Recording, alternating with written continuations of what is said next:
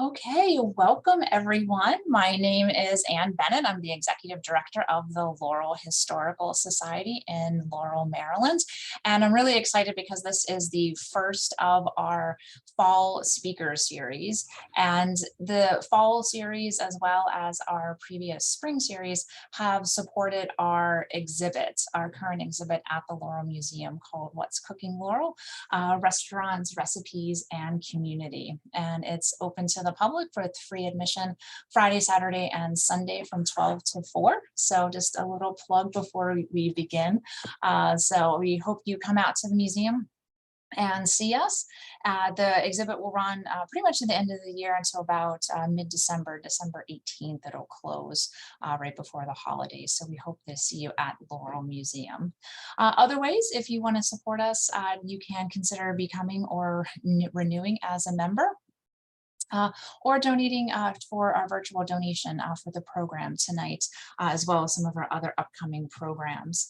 And you can always connect with us on social media. We'd love to have new followers and subscribers to our Facebook, Instagram, and our YouTube channel as well. I also just have a quick announcement, and I'll put this into the chat as well as our follow-up email. We're doing a new initiative this fall, and we would invite you and we would love to receive your feedback. So we're doing feedback surveys for this program as well as our upcoming virtual and online programs. And anyone who participates in that will be entered into a raffle to win a $25 gift certificate. And so we'll be talking a little bit more about that. And I'm going to put that link into the chats later as well. So I just wanted to quickly introduce the rest of our panelists before we get started. And I am going to stop sharing if I can. There we go. So with me is the rest of the staff of the Laurel Historical Society here in Maryland. We have Monica Sturdivant with us. She is our Assistant Director. We also have Riley Matson. She is our museum manager, and they will both be helping to monitor the chat, turn it on if it's not on, and to help with the question and answer as we go through the program tonight. And just as a quick shout out to both of them, they are celebrating some milestone anniversaries with our organization. So Monica is celebrating 15 years this month with the Laurel Historical Society. And next month, Riley's not off the hook. She is celebrating 1 year anniversary next month with our organization as well. So I just wanted to give a little shout out and appreciation to our staff members. Before introducing the main speaker for tonight, Kara Harris, you may have heard of her and read her blog. She is an author, a researcher, and the creative force behind oldlineplate.com, a blog that looks at recipes, stories, history of Maryland recipes, Maryland cookbooks, and just tries to kind of capture the past and make it come alive. So we're very excited to have Kara here with us tonight. And I just have to say that when we first started to announce our exhibit to the public, I got many emails from our board members and from our volunteers saying, oh, have you heard about this blog? Have you read the recipes? Have you talked with Kara? You have to get her to Laurel. So I'm very happy to say that we are kicking off our fall speaker series with Kara Harris. So Kara, please take it away and welcome to Laurel.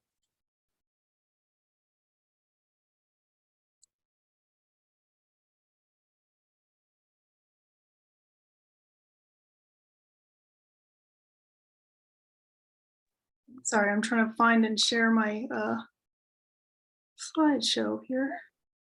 Yep, and as a reminder to everyone, we are recording this, and feel free to put any questions or comments you have in the chat or the Q&A. I'm gonna turn off my video, but I'm gonna pass it over to Kara. Thank you. Okay, is that visible? Yep, it looks great. Okay, great. All right, thank you for having me. Laurel is near and dear to my heart since I grew up in Beltsville. It's always been part of my social circle and my life. So this is it's really exciting to do these talks closer to home and not just in the Baltimore area and the places I've been in the last few years. I love researching where I'm from, obviously. So the first thing I want you to think about for this talk is that if you were to choose a recipe to contribute to a community cookbook, what recipe would you choose? Would you choose something that you make all the time that's easy, a weeknight dinner, or maybe something more for special occasions? Personally, I might pick something that I've gotten a lot of compliments on. So next you go to write down your recipe and you have to make different choices. I might like to imply I only use a certain quality of ingredients, only jumbo lump crab meat or a name brand. I want to put forth the best version of this recipe after all. Or maybe I'd look at how much sugar or butter is in the recipe and think that maybe that looks a little bit excessive and I'd reconsider and retool my recipe. If you're a cook that improvises, how do you decide how to write down your process? By writing it down, you're basically deciding the one way, the best version of your recipe. Who knows, maybe one day your version could be considered the only authentic way to make this dish. I study culinary history, but my specialty is recipes, and they're definitely not always the same thing, especially the further back you go in history. Cookbooks and recipes have been around for centuries in different forms, but in the 1800s, there was this cookbook boom. Everyone was putting out a cookbook. There are a lot of different reasons for this, or possible reasons. Social changes like the end of slavery might have left some women without a knowledge of certain recipes or how to cook certain dishes. The idea of domestic science in general was rising. You may have heard of Fanny Farmer here, who popularized the idea of using standard measurements instead of saying a teacup of this or a salt spoon of that. That's why we use cups and teaspoons and tablespoons. You also had social reformists who were pushing new ideas about nutrition. The idea was spreading that it's a woman's responsibility to feed her family nourishing food so that they could learn and grow and do their jobs. On the other end of the spectrum, you had women like Mrs. Charles Gibson or Mrs. Benjamin Chew Howard here in Maryland. After the Civil War, their way of life was in decline. Compiling books full of recipes is one way to kind of continue nostalgia for the antebellum era. They kind of imply it's a time of good and plentiful food without really saying what made that lifestyle possible. A lot of church groups also publish books to benefit charities or social clubs. Here's a few more modern cookbooks from Laurel that demonstrate a variety of the causes and groups represented in community cookbooks. These are for a swim club and a group of citizens who wanted to stop a stadium from being built in their neighborhood. So you have different, different causes and things that bring people together to put together a cookbook. Overall, personally, I think that one of the main drivers of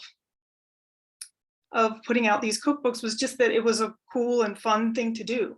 If you think about social media where people show off pictures of food that they've made or maybe even food they want to eat, that's a lot like what these old cookbooks were like. Sometimes you have hundreds, thousands of recipes, redundant recipes showing off different food that people would want to eat.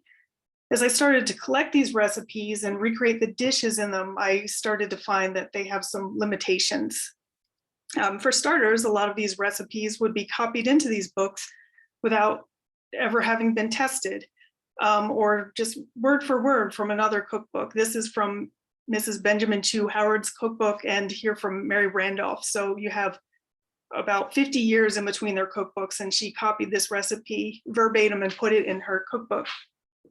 A lot of the recipes, though, you'll try them and they don't even work. You know, they got it from a friend or from a newspaper, added it to pad out the cookbook, and you'll try a cake and it won't work out.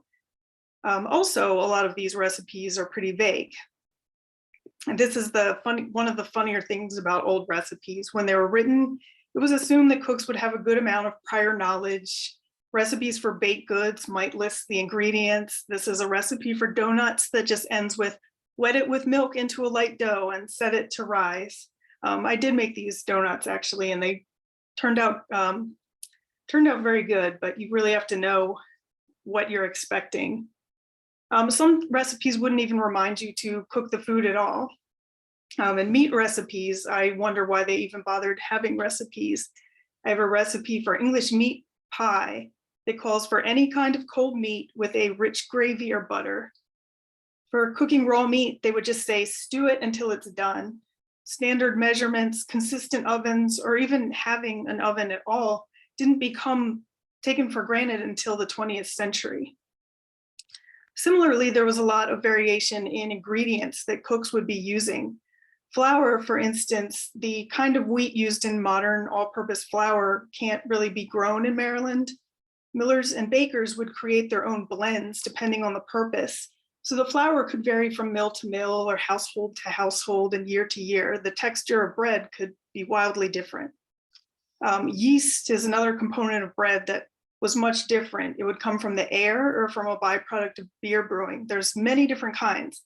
So when we go to the grocery store and buy flour or yeast, we're just getting one single possibility of these things. We might have no idea what these ingredients used to taste like and what these dishes that they were made with used to taste like. Despite all of this, I've made hundreds of these recipes at this point, and I've indexed tens of thousands of them into my database. So obviously I find value in the recipes. Excuse me, I'm going to catch my breath.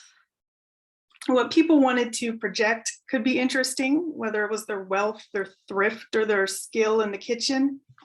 By comparing a lot of cookbooks over time, you can see the fads or the gradual adoption of technology.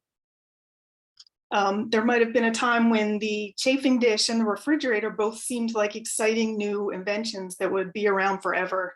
I don't think I see chafing dishes outside of weddings now, but at the turn of the century, they were all the rage. I also just love community cookbooks. They each have their own personality. People would often add their own recipes or their own changes in the margins of the books. Every church cookbook is a historical document full of names, full of people who have backstories, and full of recipes that reflect the changing times. The women who compiled these books were very marketing savvy. They sold ads to local businesses. They incorporated new ingredients, product placement, essentially. Baking powder is an example of an ingredient that was revolutionary in the 1800s, but people had to learn how to use it. And a lot of people were wary of baking powder because it seemed like maybe a dangerous chemical. So home economists would put out cookbooks with reassurances that baking powder was safe, and plus a lot of really tempting recipes. We tend to think of the past, or I used to, as kind of more pure, free from commercial influence at least, but there really is a fine line between a corporate cookbook and a community cookbook. They really had more of a give and take relationship than I once realized. Here in Maryland, many savvy recipe and cookbook authors also capitalized on our state's fame. Maryland food used to be famous across the Western world. There's a story that one Baltimore caterer shipped his terrapin soup to London. Deviled crabs were popular as far as crabs could be shipped, and possibly where they couldn't when food was a little bit less safe. Canvasback duck was famous, and Maryland fried chicken used to be a standard for luxury hotels and railroads. It was actually, a version of it was served aboard the Titanic. Not many people know what Maryland fried chicken is anymore. It's generally fried chicken served with a cream gravy, but nobody ever fully agreed on exactly what Maryland fried chicken was in the first place. Some recipes would call for it to be served on a waffle or with banana fritters or corn fritters. Devil crab is kind of the forerunner of the crab cake, and it often has similar ingredients. Aside from oysters, this was really the pinnacle of Chesapeake food that people who visited Maryland would expect to see in restaurants and hotels. It was popular up through the 1950s when crab meat was industrially picked in Crisfield or on the Eastern Shore. They would actually ship it and ship the empty crab shells so that the deviled crab could be packed back into the shells and served this way. Crab cakes have been around in some form or other since the 1700s, but they really didn't become very popular until the Maryland fine dining mystique was on the wane in the 1950s. Beaten biscuits, Maryland beaten biscuits came about in a time before baking powder. It took about 30 to 45 minutes, depending who you ask, of beating the dough to aerate it. The oldest recipe for this actually appears in Mary Randolph's Virginia Housewife cookbook. Some people allegedly associated them with slavery, although these biscuits certainly appear in a lot of domestic cookbooks and scrapbooks. But one Quaker cookbook author famously declared them unfit to eat. A lot of people I have spoken to also declare them unfit to eat. So it depends on who you ask there. They might be an acquired taste. Terrapin was generally served as a soup, sometimes with a cream sauce. This is a picture of the wife of Governor J. Millard Tawes, Helen Tawes, and she's preparing terrapin in her kitchen. A lot of recipes involve boiling the terrapins whole with the eggs in it, preferably. The population of terrapins became threatened, but the popularity of eating them was already declining when this happened. Either because of this or maybe because of the weirdness of boiling turtles, imitation terrapin dishes have been around almost as long as terrapin dishes, at least since the 1800s. Many versions involve boiling a calf's head. I haven't tried that myself, but I have made a version that's made with chicken. One theory about the decline of terrapin soup was that it used to be served with a splash of sherry, so maybe Prohibition caused terrapin soup to kind of fade from popularity. I actually don't agree with that because some epicures said that sherry ruins terrapin soup. It's one of those controversial type of steps. And also there was a pretty good amount of liquor available, especially in Baltimore during Prohibition. So I think if people really wanted that sherry, they could probably find someone who had some in their cellar. Around the holidays, including throughout Prohibition, people would serve one of two rival beverages, eggnog or apple toddy. Of course, we all know what eggnog is. Baltimore versions sometimes contain Madeira wine, allegedly because of it being a port town where all this wine and rum was coming in. These are eggnog recipes from a book at the Laurel Historical Society. So thank you for sharing this with me. You can see here that one of these recipes has Madeira in it and one of them doesn't. When I looked these people up in the newspaper, I did see that J.E. Volk, the one with the Madeira, may have been from Baltimore and had connections there. The paper referred to him as a Baltimorean, so that gives a little credence to the Baltimore Madeira theory. Apple toddy is very old and a very potent beverage made by infusing rye whiskey with roasted apples and spices. Sometimes it's aged for up to a year, sometimes a month. A lot of these recipes for these dishes were gathered in the 1930s by Frederick Philip Stieff and put into this book, Eat, Drink, and Be Merry in Maryland. His family business was piano selling, but no one was buying pianos during the Great Depression, so he had a lot of time on his hands to pursue his culinary interests. He started a society and he gathered all these recipes for the book. The book is really interesting because the recipes aren't just from the city of Baltimore, which was world famous again at the time for the food, but it has food from all over the state, like venison and bear steaks from Western Maryland. There's an entire section on stuffed ham. If you follow my blog or my work, you've probably heard of stuffed ham. It comes from St. Mary's County, where it was probably invented by the enslaved people there.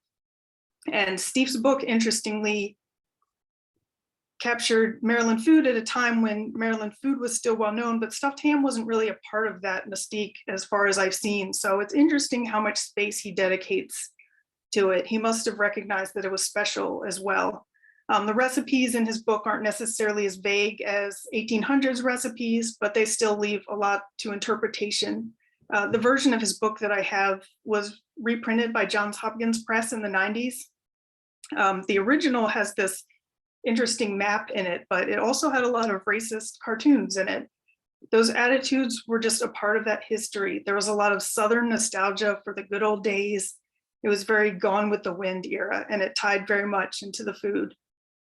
If you want a book that feels historic, but the recipes are a little less baffling, a good one that I like a lot is the Maryland's Way cookbook put out by the Hammond Harwood House in the 1960s.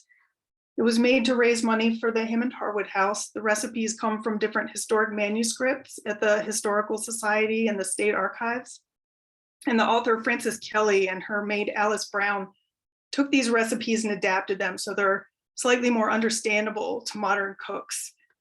I suspect that that book is the book that cemented white potato pie as a Maryland dish. White potato pie, like sweet potato pie, comes from the English tradition of kind of turning anything and everything into a pudding. To people who are unfamiliar with it, this always sounds really intriguing and weird. But if you look a little closer, you can see how it's not too different from, say, rice pudding or just sweet potato pie. The spices are very similar, but they've stayed the same for centuries. Nutmeg, maybe a little cinnamon with some lemon. A lot of people associate this pie with the Eastern Shore, but I actually have recipes from all over the state. In the Maryland's Way cookbook, they print a recipe from All Hallows Church in Davidsonville that they served at their annual Thanksgiving from 1900 onwards. So I think that is why this became really a Maryland recipe. And a few of these recipes in Maryland's Way come from even older cookbooks for these dishes. The first printed cookbook in Maryland, or rather by a Maryland author, was by Elizabeth Ellicott Lee in 1859. Her name may ring a bell because she was part of the Quaker family that owned the mills around Ellicott City. Her book is a little bit different than a lot of these later books because she was a Quaker, so they're not necessarily as grandiose with a lot of the dishes that you would see at served to company at these grand balls or what have you. Mrs. Benjamin Chew Howard wrote a famous cookbook around 1870. Now, she was a wealthy plantation mistress in Baltimore, so her recipes are much more grandiose. You can see two recipes here that are influenced by Indian food because of the connection between Britain colonizing India. When she compiled her book, she was kind of following a trend started by Mary Randolph in 1824. Mary Randolph was a relative of Thomas Jefferson, and she wrote one of the first Southern kind of cookbooks. Some of the recipes are even exactly the same as you saw that dish in the beginning that Mrs. B.C. Howard had copied directly from that book. And 50 years later, technology had been changing, but not that much. But Mrs. Benjamin Chew Howard actually copied a ton of her recipes from a lesser known Maryland cookbook called Queen of the Kitchen by Mary Lloyd Tyson. I did some research into the author of this book, and she was a relative of Francis Scott Key, and she was a relative of Mrs. B.C. Howard by marriage. So they probably even knew each other. One major thing I've learned when studying history is that basically everyone you can read about is related to one another. The 1899 Laurel Cookbook provides actually great examples of how the women who compiled these books were often prominent and interrelated. These are just a few of these news clippings that I found when I was searching the recipe contributors from the book. You can see their names came up in the news or their husbands when they passed away. Obviously, the Snowden name here on this sauce recipe stuck out to me. I'd guess that this sauce is meant to go with the plum pudding above it.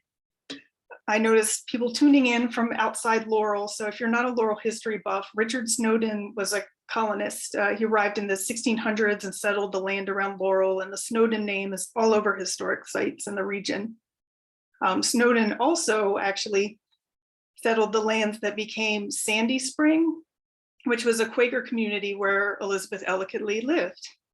I believe that may have been where she lived when she wrote her cookbook. Sandy Spring transferred to the Quakers when Snowden's daughter married a Quaker. So if you dig deep enough, you could probably connect those family trees. That's how this generally tends to work. The 1899 cookbook also has this recipe for great-grandmother Snowden's recipe for pickled mangoes. If you look close, you'll see that they're actually calling for cantaloupe here, but the recipe is inspired by recipes from India. You may notice that the recipe contributor's last name is Volk, That was the name of someone, a different Volk who had contributed the eggnog recipe. These people are almost all certainly related. And I kind of put a funny aside in here because whenever I'm researching these people, I'm always a little bit surprised. In the age of social media, we think a lot about privacy and how much of our lives we're putting out there, but newspapers really used to print when people were traveling or who was visiting who, things like that, when people hosted a dinner. So it's kind of funny when you think about privacy that a lot of these people didn't seem to care so much about privacy. Personally, I'm thankful that the newspapers printed this kind of minutia about their lives because it helps me when I do research. Other women in the extended networks of these cookbook authors compiled personal manuscripts that may never have been published. It was a very popular thing to do. They'd compile books of recipes from people they knew in preparation for marriage, perhaps, or just for fun, and even clippings from women's magazines and newspaper columns. Newspapers were actually a big source of recipes, and the recipes would be shared in newspapers all over the country. I found that interesting because we think of things as so regional, but you would find a lot of recipes that actually were syndicated all over the country. Later newspapers would share recipes from readers. When I cook these, I do more research on the people, and you can kind of trace someone's whole life through stories and then recipes. In 1911, the Baltimore Sun ran a series of recipe contests. They printed over 50 winning recipes each week. What was interesting to me about this contest is they printed the address of every contest winner. So this inspired me to make a map of the ones that were in Baltimore just to see where the recipe contest winners lived. And I walk around and I can kind of see these homes right in my own neighborhood where someone maybe made this recipe. And there were also a handful of winners outside of Baltimore. This summer, I made a recipe from a Laurel resident. Her name was Agnes Poist. And Agnes came from Baltimore. Her father ran a cafe here. But Agnes's husband worked for the government and their family lived out their days in Laurel.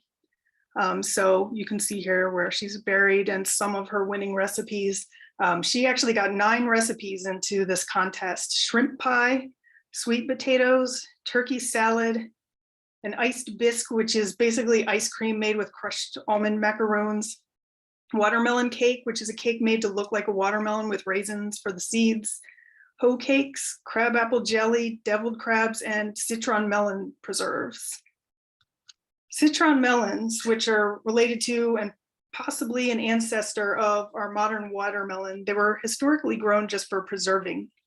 Their preserves often included lemon and orange peel, so that might be why they were named citron. It's very confusing when you're trying to research them, of course. But you can see from this picture, the melon is basically all rind and they didn't have much of a flavor of their own. I grew some in my garden just for making these historic recipes, and I made Agnes Poist's recipe from the contest. The end result tastes of orange, lemon, and ginger, and it's actually really cool and refreshing and kind of similar to lychee jelly candies if you've ever had them. The melon cubes turned translucent. You can kind of see in the picture here. They absorbed all the flavors. Agnes's recipe suggested cutting the melon into pretty shapes. I thought that was really interesting because I cut mine into cubes and that was enough of a pain for me. So I think about her prowess in the kitchen and love of cooking, that she would put this much effort into this preserve. I personally can't imagine being that meticulous. So that's the kind of insight you can get into someone just from a recipe. Newspapers also opened my eyes to the dark side of historic food, which is that almost every recipe I have researched, I've found someone who died from eating it. Food was really unsafe, whether it was from spoilage or additives. We have a lot of things you'll read nowadays will talk about how processed food is bad for us and maybe how it used to be the good old days. But when these mass-produced foods came about, these canned vegetables, cooks were happy to have the convenience, but also for the safety. So despite this lack of regionality that I kind of talked about with recipes being printed all over the country. I actually do think that Maryland has a unique food culture, and I didn't necessarily go into my research thinking this. I originally just needed a way to limit myself. But we have German and Pennsylvania Dutch influences like scrapple here, smear cakes, cheesecake, peach cake, and people in Baltimore eat sauerkraut with Thanksgiving turkey. We have Catholic traditions in Southern Maryland where you can still get stuffed ham, and then there's maple syrup and game from Western Maryland, and of course, all of the food from the Chesapeake Bay and its tributaries.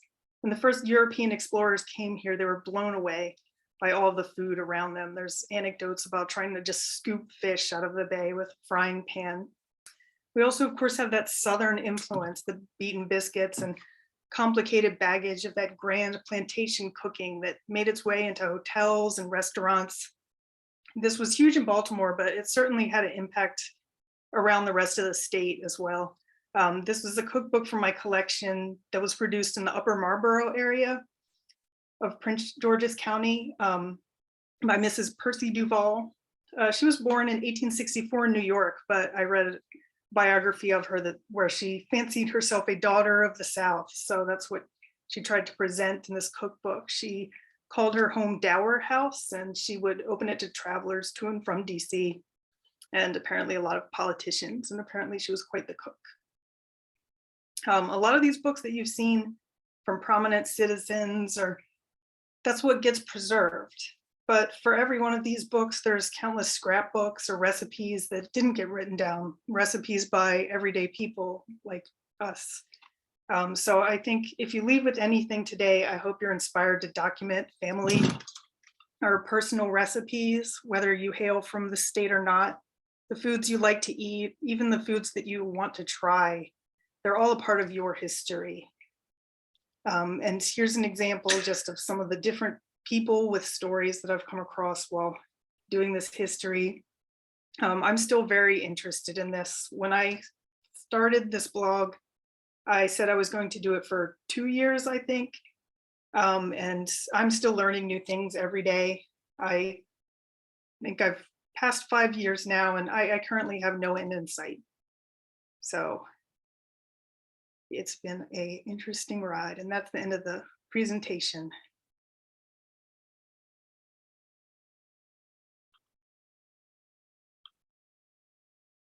Okay, there we go. Thank you so much, Kara. That was really great. And I love the little bits that you included about Laurel. That was brought back a lot of familiar names, and just really great to see the connections to Baltimore too. So. Yeah, I can't wait to go on Ancestry and other sites and find out a little bit more about these people. Sometimes you can even find photographs. So I'm looking forward to seeing what else is out there. Yeah, definitely. And you have to, come back or keep us updated on your progress. So that would be really, really interesting, especially some of the eggnog recipes too. Yeah, those are, the eggnog's pretty easy to try. So that's a pretty low effort one. So I'll definitely have to give that a try. Yeah. Well, excellent. So I will let you catch your breath, and we have a couple questions and comments in the chat. So I encourage everyone to type your questions or comments as we go along. I am going to just make a few announcements from the Laurel Historical Society. I'm going to share my screen and talk about some of our upcoming programs. So that'll give Kara a few minutes break and give you some time to put things into the chat. So, all right, I'm back to sharing my screen. So give me 1 second. I'm working with a different monitor here. Okay. Oh, there we go.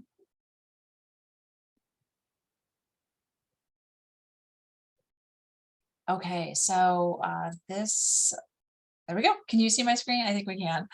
So excellent. So again, as a reminder, this presentation tonight and all of Kara's fabulous research is in support of our current exhibit, which is What's Cooking Laurel. So that will be on display through December 18th.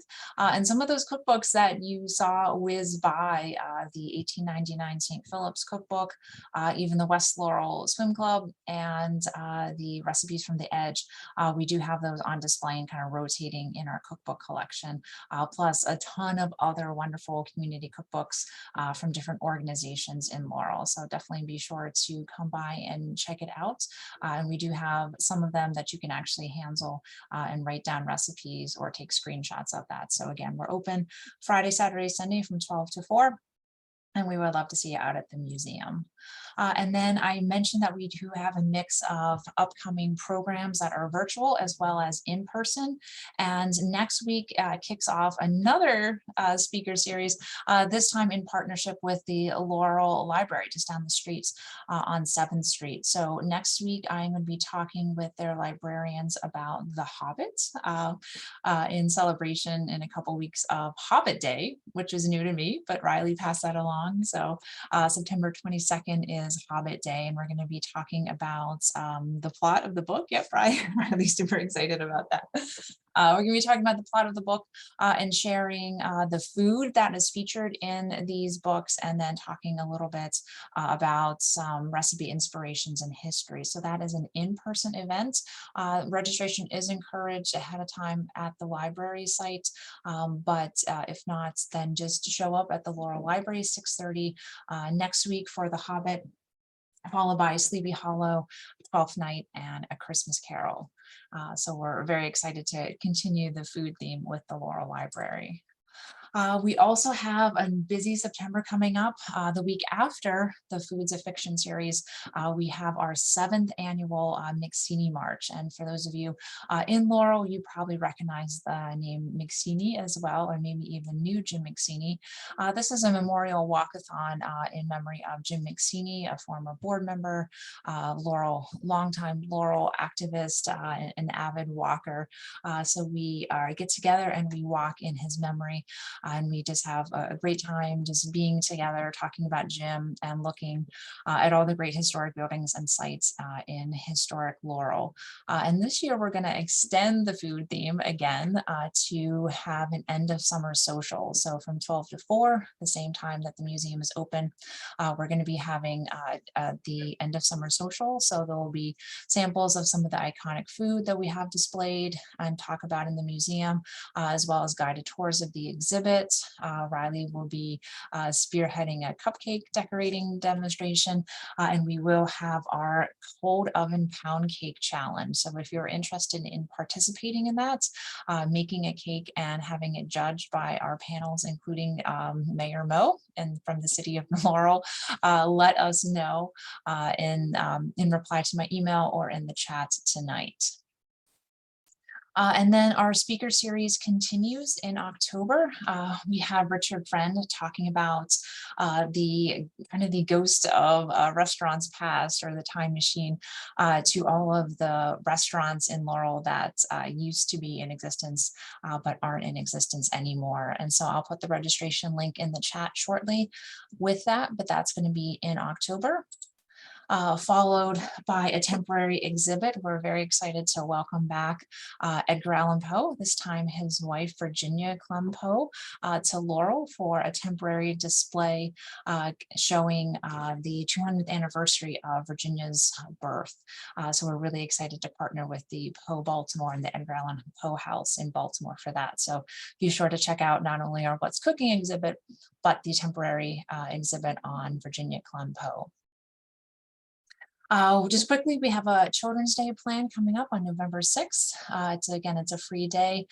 This time it's all about pumpkins. So we are definitely continuing that food theme with whatever we do for our programming coming up in the fall. And then the last of our webinar series is going to be food historian Joyce White, who is also, I think, vice president now of the Hammond Harwood Board of Directors. And so she's going to be talking about her work there. Kara had mentioned the Maryland's Way cookbook. She's spearheading a project to redo that book and to gather all of these great Maryland recipes and just open it up to a much more diverse and broad audience, and just really talk about all of those different influences, all the ones that Kara mentioned earlier, and more, and to share all these great Maryland recipes. Again, just a quick reminder to consider joining as a member or renewing your membership or giving a small donation to cover the virtual program tonight. And as well as you will also get a feedback survey. This is something new we're trying out for the fall because we really want to hear your feedback on our programs and get inspiration for future programs and activities that we can put on at the Laurel Historical Society. And don't be afraid, even if you are not in Laurel, Maryland, feel free to take the survey, be entered into a raffle to win a $25 gift card, and we really appreciate your feedback. And then finally, this is our contact information. So I just wanted to say thanks to everyone for attending. My thanks especially to Kara for a great, fascinating presentation, and just to see how everything is connected and how we can all gather around the table in different ways and kind of share in our joint heritage. So you're welcome to contact us at any time. You will get a link to this recording as well as to the feedback survey and some other information about the museum and about Kara's blog. So I'm going to stop sharing my screen. The recording is still going on, and then I'm going to pass it over to Monica and see if there's any questions that we want to start off with. Okay, so in the chat, one of our questions was, just 1 second. Okay, so one of the questions was, my husband's family eats sauerkraut at holiday meals. Do you know where that became, do you know why that became popular? That's one of the really interesting kind of mysteries that a lot of people have theorized on. I think that that's something that's popular in Baltimore, and I can only guess that the sauerkraut kind of caught on. It's also, what's interesting about that is that it's a tradition that came from German or maybe other, maybe Eastern European immigrants, and was really adopted by the Black communities in Baltimore, who incorporated it in Thanksgiving with turkey. And I can only think that it just is a logical connection. If you have a nice, fatty, greasy turkey, something that's a little bit tart and acidic goes really well with it. So somebody made that connection and it just became a thing. I had not heard of it until I moved to Baltimore. And then when you think about it, it's like, oh, okay, yeah, that makes a lot of sense. But as to some magical exact connection, unfortunately, with food history, we're never going to really know how something became so widespread. Some people wouldn't consider it Thanksgiving without it there. So I'm not sure, but it's a really wonderful tradition. It's uniquely Maryland. There's other places with German communities, but this is something that really is specific to Maryland, especially Baltimore. Okay, and we have another question. It says, where does the southern tradition of mac and cheese for Thanksgiving come from? Being from New York, I never heard of this until I moved here in 1987. The sauerkraut with turkey is new to me, and I'm from German heritage. Who knew? Yeah, again, the sauerkraut, I think, is something that someone tried it and was like, oh, this goes well with our tradition, and kind of mixed it together. Mac and cheese in Maryland is primarily something that you would see with Black families, I believe. And that's just something that came from Southern gatherings. Mac and cheese is part of soul food. If you're interested in that history, I recommend the books by Adrian Miller. He's wrote a really interesting history of all of these dishes. And a lot of these things, other people see it and start to say, hey, that's a really good idea. Who doesn't want a huge dish of mac and cheese to fight over at Thanksgiving? So it's kind of crept into other communities, but certainly that's something that has originated with soul food. I don't have too many recipes for it in my cookbooks, but again, a lot of these cookbooks were written by white women, so you don't really see that there. I have maybe one or two that are a little bit later on where you have recipes, and it's just something you would bring to any family gathering and wouldn't really have a gathering without, maybe that one specific family member bringing their mac and cheese. Right. Okay, and then someone else said, it was interesting and sad to learn about people who died from their food. I recall hearing alum was added to bread to make it whiter? What are some other ways food was adulterated in the past? There's also an interesting book on that topic. It's called The Poison Squad. Um, and I'm going blank on the author's name, but it has a lot of formaldehyde in milk, I believe, was something that people used to do if milk was starting to go bad. Different things for colorings. I can't remember all the chemicals, but sometimes candy would have like green coloring in it that would make people sick.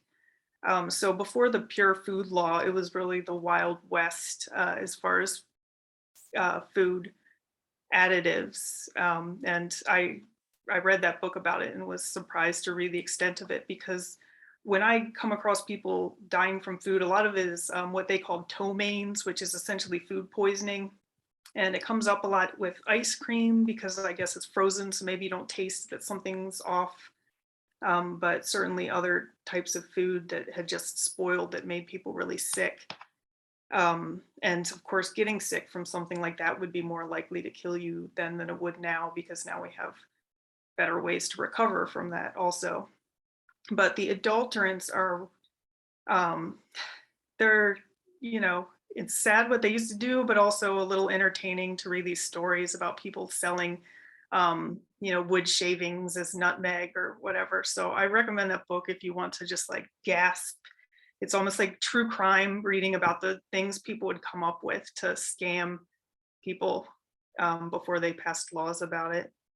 So those were just a few. It's so scary. Okay, and then we have a question in the Q&A section. What is your favorite way to organize various family recipes from extended family and keep usable for future generations? I'm actually partial. I have a little scrap notebook that I started, and I didn't do that until I started. I'd been doing my blog for a few years, and I said, why don't I have my own scrapbook like this? So I cut things out, or sometimes I print them out and I paste them, and I'll even write notes because sometimes it's not something I eat much anymore. You know, I used to make this in 2009. So for me, I like a scrap binder. And as for families, what's interesting is a lot of people have different versions of the same recipes. So it's kind of fun to have everyone kind of collect their version and see the subtle differences. And I've made a few family recipes with my family members, and, you know, mother and daughter will remember things just a little bit differently and do things their own way. So the notebooks full of notes are really good for that. Okay, and then what was a really surprising fact you discovered in all of your research? Wow, I think there's been a lot of really surprising facts. You know, I was just surprised to see these crab recipes reprinted all over the country when I thought that everybody had a little provincial life and didn't have access to things. And then you read the market report in the Baltimore Sun from 1890, and they've got bananas, they've got pineapples, they have access to, and cheap too, not necessarily a luxury. So I was surprised at how much people had access to. The food adulterants, that's always shocking and surprising. But something new surprises me every day, really. You know, just how clever people can be with these recipes and with substitutions, especially starting in the 70s. You have cookbooks from different immigrant communities. You know, I have a cookbook put out by a Korean church, and it's just interesting to see the ways that they will use ingredients from the grocery store that you could get in 1982 and adapt them and make your own fish sauce, or make kimchi and things like that. Oh, one of the questions, what was the tampered food book called? It was called The Poison Squad, was that? Yeah, and I see that someone actually linked it there, so thank you for that. Yeah. It was, I think I might have watched that documentary also, so that makes it a little bit easier than reading the book. I think they cover all the finer points in that documentary. And the Poison Squad name actually came from this group of volunteers who agreed to eat these different adulterants on a regular basis so that they could study the effects on their body. This was before they really reviewed things scientifically like that for safety. So basically these young men agreed to make themselves sick. And that was the Poison Squad. It was an effort to prove that these things were harmful. Kara, I have a question for you. Are you accepting cookbooks? Like if people stumble across Maryland cookbooks, should they send them your way, or do you have like a particular discernment that you follow in terms of collecting? I actually got one that someone sent me today, and I think she might have been in attendance. So thank you for that. Yeah, I love, especially now, I don't know if it's my fault or if it's just something in the world has changed, but these books, even these community cookbooks, have gotten a lot more expensive to find on eBay and in bookstores. So the flip side of that, I figure, of the popularity of it is if people are kind enough to share a book with me, even if it's just images, I'm always happy to have those as well. But I do take donations and I put everyone's name because eventually I'm going to donate these all to a library. So any donation, you know, if it was your mother's book or what have you, I make sure to put that person's name so that it will be there for all history and all time. So what are some of the favorite cookbooks that you've come across, or some of your all-time favorite recipes that you've tried? I did one recently that was really good, and now I'm going blank on what it was. Like I specifically made it and I was like, this is one to save for when people ask me what's a favorite recipe. But usually my answer to that is just that my favorite things have been like techniques. They used to take an anchovy, you know, and put it in a pot roast. And that's like the equivalent of adding a little fish sauce. It adds that umami. That's something that they would do in the 1800s, or they used to use mushroom powder in a gravy. So if you make a cream gravy for that Maryland fried chicken, you put ground up mushrooms, and you can just make that yourself by grinding up dried mushrooms. So that's a really cool, I love the taste of mushrooms, so I'm a fan of that. Those citron preserves were actually pretty good. I don't think I would go through the effort of growing those melons again just to have it, but those were a pretty good one. But a lot of them have been really good, especially as I talked about the vagueness of recipes. I've gotten better at cooking, so the food itself has gotten a little better over time. Me plus vague recipes in the beginning, I'd be Googling to find the same recipe so that I understood what to do and was a little bit more blind. Like I had a recipe once they called for yeast powder, and I didn't know that that was baking powder. And so I made waffles with just yeast in them, and they weren't risen or anything. So I've been learning. Awesome. We have a follow-up question kind of similar. It says, how do you select a recipe to try from a cookbook?